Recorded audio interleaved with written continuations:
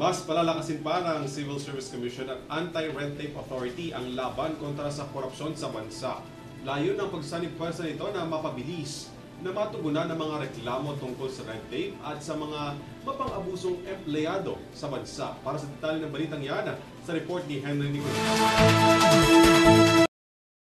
Lumagda ang Civil Service Commission at Anti-Red Tape Authority ng isang kasunduan para mapalakas ang laban ng pamahalaan sa mga mapang-abusong empleyado ng gobyerno. Sa ilalim ng Republic Act 11032 o ang Ease of Doing Business and Efficient Government Service Delivery Act of 2018, magsasanib puwersa ang ARTA at CSC sa pagpapahusay ng kanilang serbisyo para matugunan ang mga reklamo ng publiko laban sa red tape at graft and corruption. Sa MOA signing na ginanap sa Quezon City, binigyang diin ng mga opisyales ng dalawang ahensya ang kahalagahan ng kasunduan tungo sa mas epektibo at seryosong kampanya ng pamahalaan kontra korupsyon. Anila, hindi na rin daw magkakaroon ng kalituhan ang mga magsusumbong dahil ang dalawang ahensya na mismo ang mag-aasikaso ng kanilang reklamo. At sana nga po, dahil dito, ang gusto rin namin, inaasahan namin mawala, hindi lang yung kalituhan, kundi yung talagang yung red tape, yung graft and corruption, mawawala yung mga fixers. Kasi, halimbawa, isang nag-a-apply ng, halimbawa, ng isang proseso sa gobyerno, may lumapit na fixer. Diba? Alam na niya na, uy, bawal yan, pwede ako tumawag sa ARTA, pwede ako punta sa CSC. Kami rin, alam na namin kung gagawin. On the ground, in all regions namin, wala nang problema. And to me, what is important is the message that we are sending to the people. That the Civil Service Commission and the Anti-Red Tape Authority are joining forces in the fight against red tape. Kailangan po natin talaga gawin ito at for us, it's really burdened to us an urgent matter. Makakaasa rin nila ang publiko na magiging patas sila pagdating sa pagpapanagot ng mga tiwaling opisyal ng gobyerno.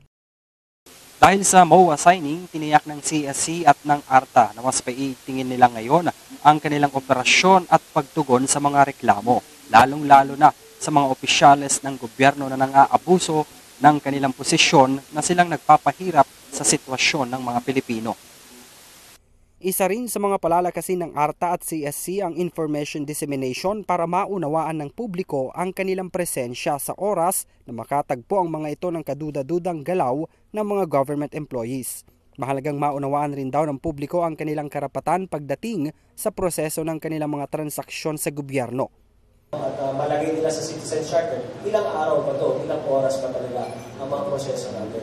At yun, kumbaga, karapatan ng ating mga mamamayan na pag ako nag-transact with your office, dapat by this time, this hour, this day, labas na yung papeles. Diba? Kung hindi, violation yun. Kung violation, pwede magsumbong. Pag magsumbong yan, kakasuhan ka namin, i-hear natin ang case. This is all about transparency and accountability in public service. And yun po, sana ating kaumbayan, magtiwala po kayo.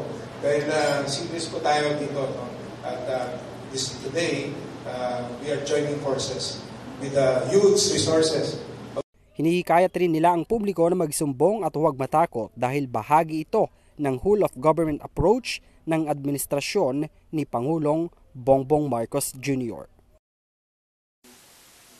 Para sa EuroTV News, ako si Henry V. Nicolas, sumasaludo sa bawat Pilipino.